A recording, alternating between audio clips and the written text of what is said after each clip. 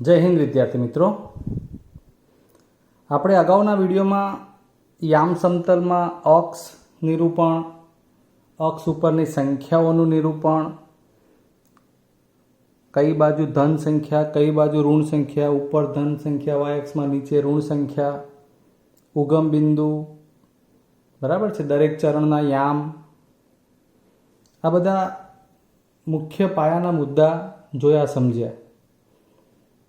હવે આમ તો તમારે આ પ્રકરણમાં વધારે એક્ઝામ્પલ ને એવું નથી, કારણ કે ખાસ તો તમારે યામ ભૂમિતિમાં પાયાનું જ્ઞાન ખાસ ધ્યાનમાં લેવાનું હતું, કે જેમાં આ બધી માહિતી જ અને માત્ર બિંદુઓ ઓળખતા અને દર્શાવતા આવડવા જોઈએ.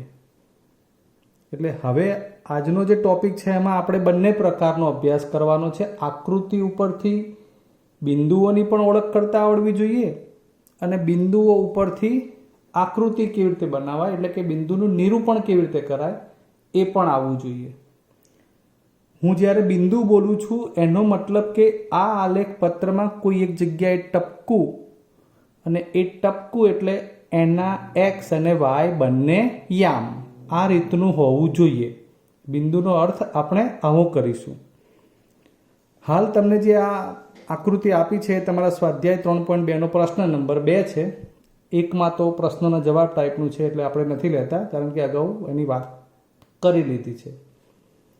તો આ 3.2 પ્રશ્ન નંબર 2ની આ આકૃતિમાંથી તમારે ડી, બી, એલ, એચ, જી, એમ, ઈ, સી આ બધા બિંદુના યામ લખવાના છે. હવે હું જ્યારે યામ બોલું છું એનો મતલબ હવે તમને ક્લિયર હોવો જોઈએ કે આ બિંદુ માટે એક્સ અક્ષ પરની સંખ્યા કઈ થાય અને વાય અક્ષ પરની સંખ્યા કઈ થાય. આવો આપણે એની શરૂઆત ડી બિંદુથી કરીએ. આ રહ્યું ડી બિંદુ. આ ડી બિંદુ માટે એક તો એને આપણે બિંદુની જોડે નાના કૌંસમાં ક્રમયુક્ત જોડમાં જ લખવાની પ્રથા છે. આ ડી અને આ કૌંસની વચ્ચે કોઈ ટપકું કે કોઈ ગુણાકારનું નિશાન કે બરાબરનું નિશાન એવું કંઈ કરવાનું નહીં. આ ડી બિંદુ કહ્યું એટલે બિંદુનું સ્થાન અહીં છે. આ રહ્યું, આજે હું ઘાટું બતાવતો હોઉં તો એ. હવે એનો એક્સ યામ એટલે ત્યાંથી એક્સ અક્ષ ઉપરનું આ લંબ અંતર કઈ સંખ્યા છે? 6. એટલે એ થઈ ગયો એનો એક્સ યામ 6 અલ્પ વિરામ. એનો વાય આમ લખવો હોય તો ત્યાંથી વાય અક્ષ ઉપર જવાનું. આ ડી બિંદુથી આ વાય અક્ષ ઉપર, એટલે અહીંયા સંખ્યા મળી 2. થઈ ગયું એનું સ્થાન, એટલે કે બિંદુ નિરૂપણ આપણું D62. ક્લિયર? ચલો એવી રીતે બી બિંદુ માટે વિચારો. તો બી બિંદુનો એક્સ યામ, આપણે દર વખતે પ્રથમ એક્સ યામની જ વાત કરીશું એટલે મગજમાં ક્લિયર રહે. તો ત્યાંથી એક્સ અક્ષ ઉપર જવાનું, કઈ સંખ્યા મળે છે? -5. તો આ બી બિંદુનો એક્સ યામ બની ગયો -5. એનો વાય યામ, તો બી બિંદુથી વાય અક્ષ સુધીનું આ અંતર જ્યાં સંખ્યા મળે તે કઈ? 2. આ વાય યામ. ચલો હવે નવું એક બીજું બિંદુ લઈએ, સી બિંદુ. સી બિંદુ માટે પણ આપણે પહેલા શું લઈશું? એક્સ યામ. એક્સ યામ એટલે ત્યાંથી એક્સ અક્ષ પરની સંખ્યા કઈ છે? 5. સી બિંદુનો વાય યામ લેવો હોય તો આ સી બિંદુથી વાય અક્ષ ઉપર જવાનું. અક્ષ કહું એટલે તમારે ધ્યાનમાં રાખવાનું કે આ વાય અક્ષ ઊભી રેખા છે, એક્સ અક્ષ આડી રેખા છે. તો આ સી બિંદુથી તમે વાય અક્ષ સુધી પહોંચી ગયા. શું સંખ્યા મળી? 5 ની જગ્યાએ -5. તો આ રહી -5. ખ્યાલ આવે છે? આ પ્રમાણે આગળ બીજા યામ જોઈએ. તો હવે સપોઝ આપણે જી બિંદુ. હવે તો તમે ફટાફટ વિચારી શકશો મિત્રો. જી બિંદુ માટે એક્સ યામ એટલે એક્સ અક્ષ પરની સંખ્યા કઈ છે? 2. વાય યામ એટલે વાય અક્ષ પરની સંખ્યા કઈ છે? -4. તો આ થઈ ગયું 2 અને આ -4 જીના યામ. ફરી વાર યાદ કરાવી દઉં. કે બિંદુ કેપિટલ અક્ષરમાં લખવાનું, એની જોડે કૌંસ જ લખવાનો સીધો, વચ્ચે કંઈ નહીં લખવાનું, કૌંસમાં પહેલો યામ એટલે જે તે એક્સ અક્ષ પરની સંખ્યા, અલ્પવિરામ બીજો યામ એટલે વાય અક્ષ પરની સંખ્યા. ચલો હવે આગળ ઈ બિંદુ. આ રહ્યું ઈ બિંદુ. આ ઈ બિંદુ કહીએ એટલે ત્યાંથી એક્સ અક્ષ પરનું અંતર ઉપર જવું પડશે. કેટલું મળશે? -3. અને વાય અક્ષ ઉપર જશો અહીંયા એટલે આ -5. આમ ઈ બિંદુના યામ થઈ ગયા -3 -5. નેક્સ્ટ એચ બિંદુ લઈએ.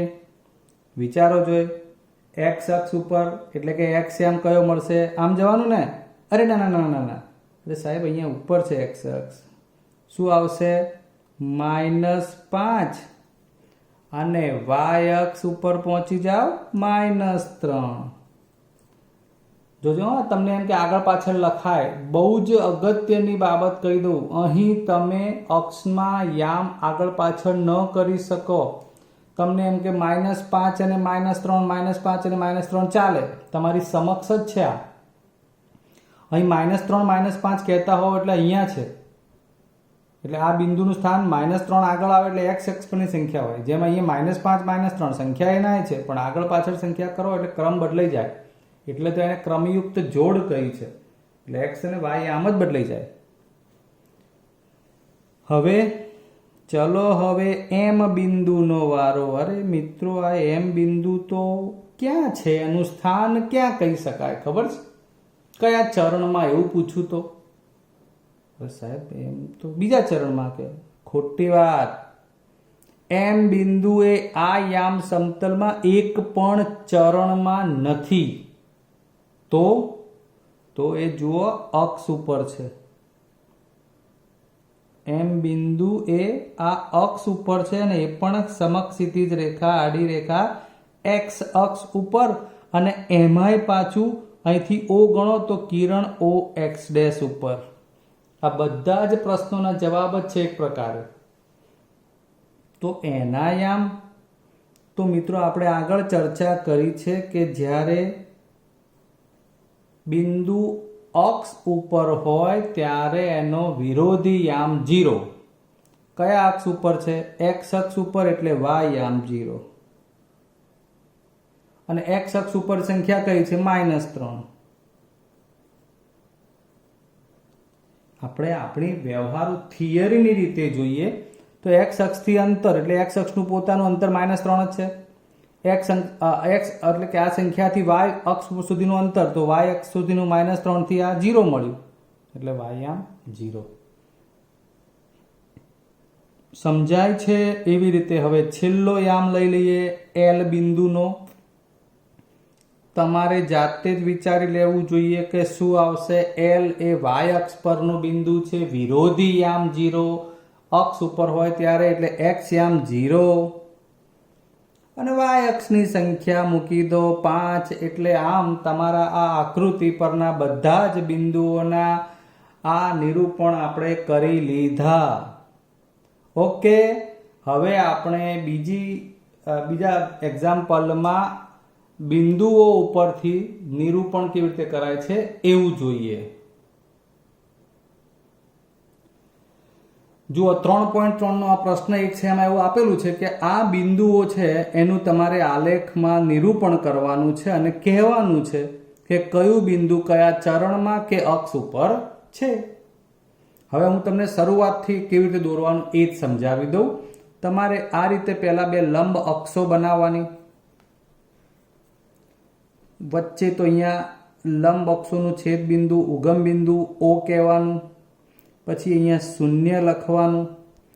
અહીં તમારે દરેક ખાનું, આ એક ખાનું એટલે 1 સેન્ટીમીટર કહેવાય, તો એ 1 સેન્ટીમીટર બરાબર 1 એકમ એવું ચોક્કસ લેવું પડે. પહેલા જો આ જે છે ને આ 1, અહીંથી આ, પછી અહીંથી આ બીજું 1 એટલે ટોટલ 2, 0 થી 1, 0 થી 2, પછી 2 અને આગળ વધો એટલે આ 3, આ એ રીતે 4, આ 5, 6, 7 એમ આ ક્રમશઃ હોવું જોઈએ. તમે 0 અને 1 વચ્ચે 1 સેન્ટીમીટર રાખો છો એનો મતલબ કે દરેક જગ્યાએ આ બધામાં 1 સેન્ટીમીટર જ રાખવાનું. એવું ડાબી બાજુએ એક્સ અક્ષ માટે માઇનસ પહેલાં લખી દેવાનું, એટલે આઈડિયા રહે. આ -1 થયું. પછી આ ટપકું એટલે 2નું સ્થાન આવ્યું, -2, આ -3, આ -4, આ -5. ઓકે, એવી રીતે ધન વાય અક્ષ ઉપર આગળ 1 ધન, આ 2 અને આ 3.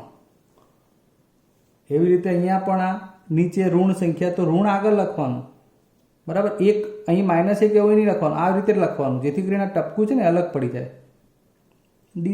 દર્શાવતા ફાવે, ઋણ ચોક્કસ રહે.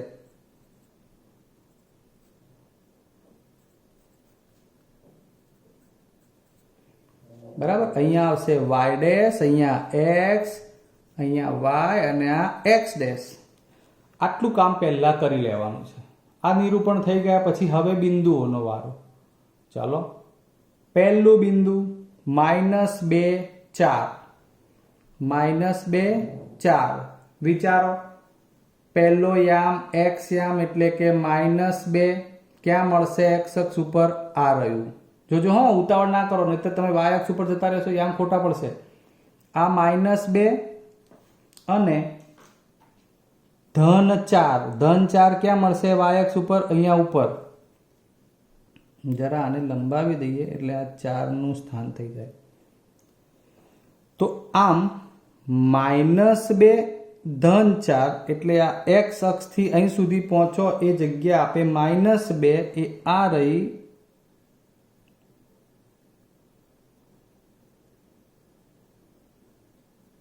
અને ધન 4 એટલે વાય અક્ષથી અહીંયા આ થઈ ગયું બિંદુ -2 ધન 4. કયું? -2 ધન 4.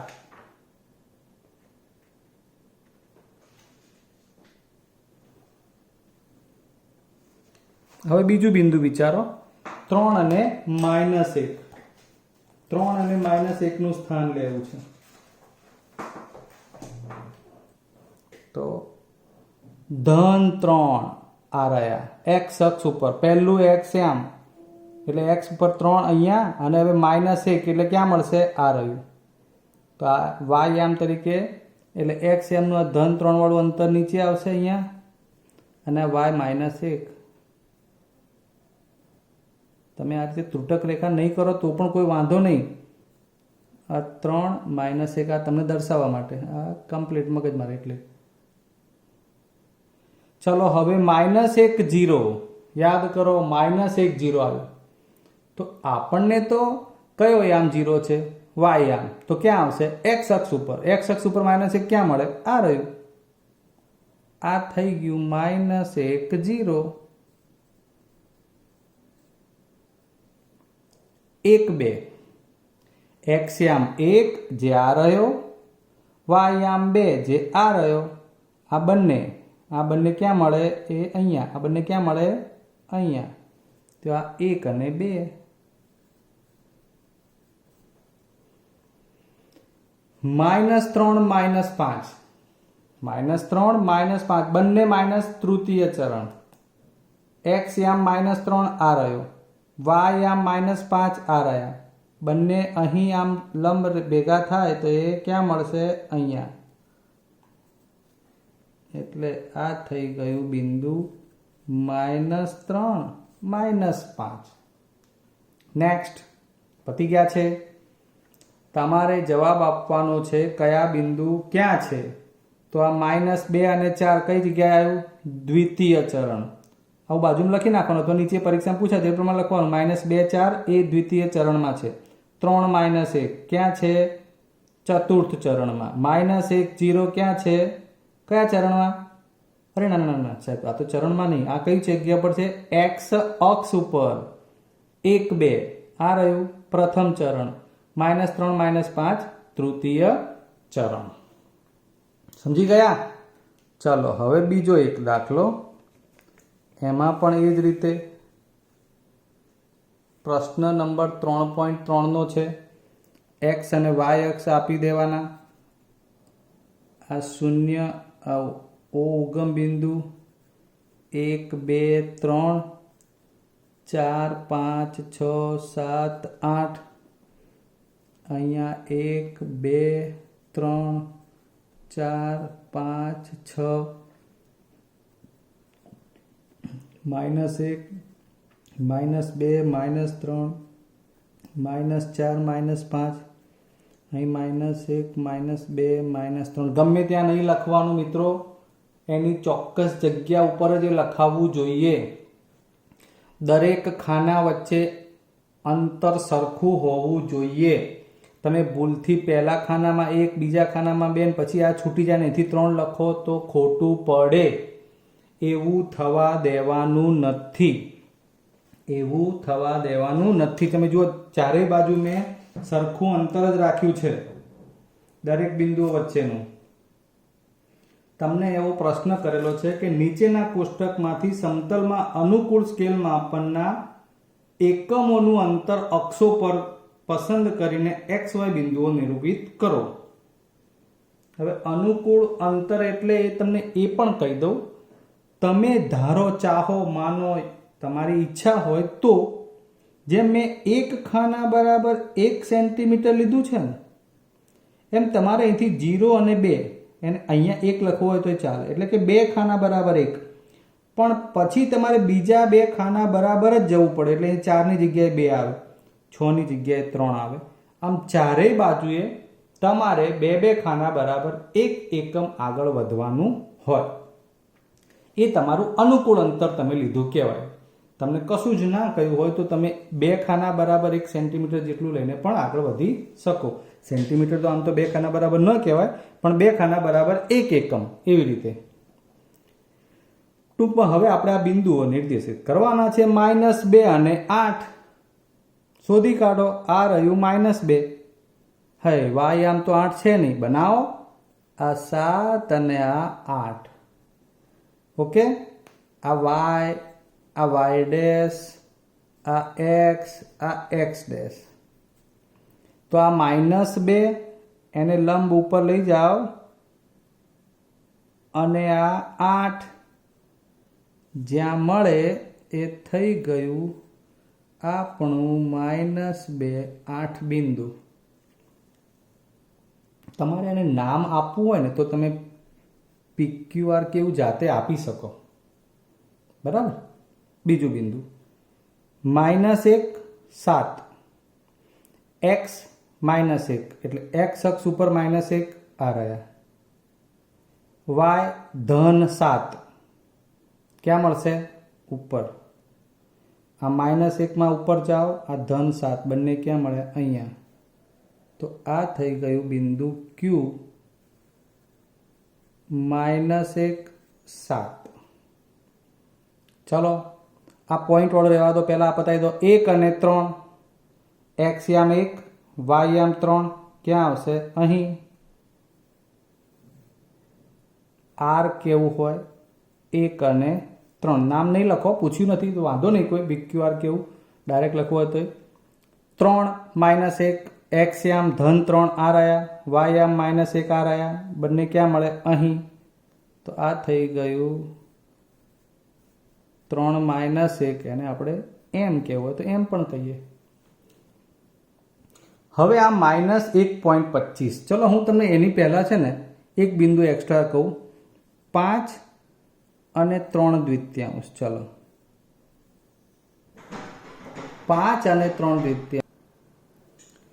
મિત્રો 5 અને 3/2 આવું દર્શાવવું હોય, ચલો તો x અક્ષ ઉપર તો -5 આ રહ્યા. બરાબર. અને y અક્ષ ઉપર 3/2 એટલે કેટલા?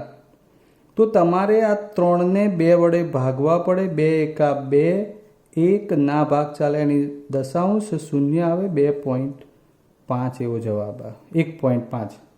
એનો મતલબ કે આ 3/2 એટલે 1.5 દોઢ કહેવાય. દોઢ એટલે 1 અને 2 ની મધ્યમાં આવે. 1 અને 2 ની મધ્યમાં y અક્ષ ઉપર આ 1 અને આ 2 એની મધ્યમાં જુઓ બીજી પાતળી રેખા બતાવી છે, એટલે આ દોઢનું સ્થાન લે. ક્યાં ભેગું થવાનું છે? 5. તો આ રહ્યા દોઢ એટલે આ રહ્યા, તો આ 5 અને આ દોઢ એટલે 3/3, આ બંને અહીંયા મળે.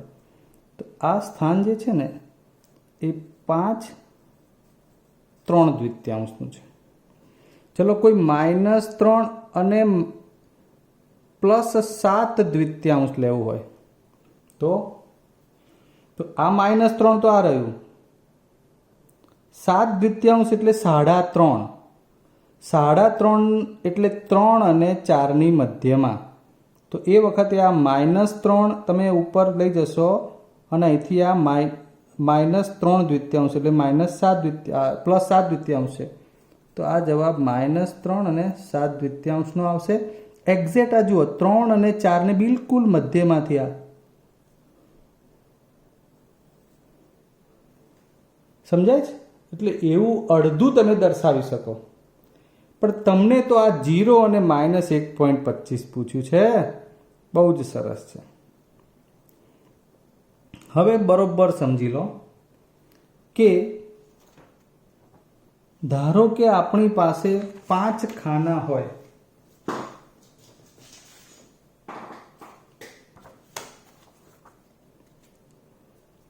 કોઈ બોક્સમાં આવા 1 2 3 4 ને 1 સેન્ટીમીટરમાં આવા 5 ખાના છે. આ 1 2 3 4 અને આ 5. આ રીતનું તમારું માનો કે આ આલેખનું 1 સેન્ટીમીટરનું પેજ છે, મેં એને ઝૂમ કર્યું. હવે 5 ખાનામાં તમારી પાસે વેલ્યુ કેટલી છે? માનો કે આ 1 હોય ને અહીંયા તમે 2 લીધું હોય, તો 1 અને 2 વચ્ચે એક ખાનાની વેલ્યુ કેટલી થાય એવું શોધતા આવડવું જોઈએ. ખાના કેટલા છે? 5. આ 5 ખાનાનો પહેલો ભાગ 1/5 કહેવાય. આ બીજો ભાગ એટલે બીજો 1/5, પણ અહીંથી આ બે ભેગા ગણો એટલે 2/5 થાય, 3/5 થાય, 4/5 થાય, 5/5 એટલે 1 બની જાય. એટલે 1 + 1 આખું આવી ગયું 2. દરેક ખાનાની વેલ્યુ 1/5 જેટલી થાય. અને 1/5 એટલે તમે આને ભાગો 5, તો ભાગ ના ચાલે, દશાંશ કરીને 10, 5 દુ 10. આ 0.20 આવે. આ 0. બીજા 20 એટલે 0.40, આ 0.60, આ 0.80 અને બીજા ઉમેરો એટલે 1 હતા ને એટલે 1.20, 1.40, 1.60, 1.80 અને 1.80 માં 20 ઉમેરો એટલે 2 થઈ જાય. ટૂંકમાં 2 અને 1 વચ્ચેનું જે 1 સેન્ટીમીટરનું ખાનું છે એવું લીધું છે માપ આપણે. એટલે એનું એક ખાનાનો ભાગ તો 1/5, બરાબર, કુલ વેલ્યુ પ્રમાણે. એટલે એક ખાનાની વેલ્યુ 0.20 જેટલી થાય, 0.20 જેટલી. હવે તમારે 0.40 દર્શાવવું હોય તો બીજા ખાના ઉપર, બરાબર. 2.40 દર્શાવવું હોય તો 2 પછી 2 અને 3 ની વચ્ચે 2 પછીનું બીજા નંબરનું ખાનું આવે. પણ આપણે તો 0.25 દર્શાવવું છે. તો 0.25 દર્શાવવું હોય તો અહીંયા ધ્યાન આપજો ખાલી. આ માનો કે 1.25 દર્શાવવું છે ને તો આ 1, પછી અહીંયા 1.20 આવે, પછી અહીંયા 1.30 આવે, 1.40 આવે, સોરી 20 છે ને, 40, 60, 1.80 અને આ 2, એવું સમજાતું. તો પહેલા એ 1 તો હતું, પણ પહેલા ખાના 1.20 થાય છે. તો હવે 1.20 અને 1.40 ની વચ્ચે પણ પાછું ઝીણું ખાનું હોય. એટલી તો ખબર આપણને પડી જ જાય કે એક્ઝેક્ટ આ રેખા ઉપર હું આમ ઘટ કરું તો આ 1.20 છે અને 20 અને 40 ની વચ્ચે પાછી આટલી જગ્યા હોય તો આશરે આ રેખાથી થોડુંક જ નીચે ઉતરવાનું એટલે આ 25 થઈ જાય. સમજાય? આ છે ને આ રેખાથી થોડું નીચે ઉતરો એટલે 1.25 થઈ જાય. તો આપણે એ કામ કરવાનું છે. 0 અને 1.25 માઇનસ દર્શાવવા માટે આ રહ્યા 0 x અક્ષના અને y અક્ષ ઉપર નીચે જવાનું છે -1.25 માટે. તો પહેલું તો આ -1, પેલા 5 ખાના હતા, અહીં 10 ખાના છે એટલે 2 ખાના બરાબર 0.25 થતું હોય એટલે એનાથી થોડું નીચે. એટલે આમાં બહુ ઝીણા 10 ખાના છે એટલે બીજું પછી ત્રીજું, બીજા અને ત્રીજાની વચ્ચે કરી શકો તો એટલું ઝીણું તમારે એક ડોટ કરી દેવાનું એટલે એ થઈ જશે 25.25. આપણે એ જોઈ લઈએ.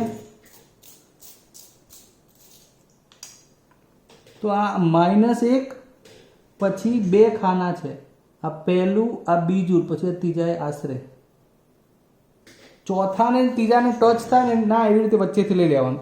એટલે આ બની ગયું તમારું એક્સ આમ 0 અને વાય આમ -1.25. આટલું કોમ્પ્લિકેશન તો જો કે તમને ઓછું પૂછાય, અડધાવાળું પૂછી શકે, આ 3.5 7.5 1.5 એવી રીતે. ક્લિયર? તો આમ તો તમારા બે પ્રશ્નો જે મુખ્ય છે આપણે તમને અત્યારે બતાવી દીધા છે, પણ હવે કદાચ તમારે દ્રઢીકરણના દાખલા ગણવાના થતા હોય તો એની પ્રેક્ટિસના દાખલા તમને હું બતાવું છું. તમારે સ્ક્રીનશોટ લઈને પ્રેક્ટિસ કરી લેવાની. આ રહ્યા દ્રઢીકરણના દાખલા. બરાબર? આ તમારે પ્રેક્ટિસ માટે ગૃહ કાર્ય સમજવાનું. તો આ દ્રઢીકરણના દાખલા છે એ તમારે આ પ્રમાણે ગૃહ કાર્યમાં જાતે કામ કરવાનું છે. એક આનો સ્ક્રીનશોટ લઈ લેજો અને બીજું બતાવી દઈએ.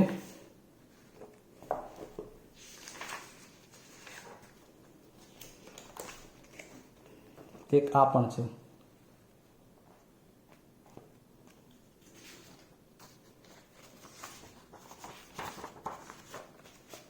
આ તમારો પ્રશ્ન થઈ જાય છે. બરાબર? એટલે આ પણ તમારે જાતે આ પ્રમાણે એની પ્રેક્ટિસ કરી લેવાની છે. અને કદાચ વધુમાં તમારે આ ગૃહ કાર્ય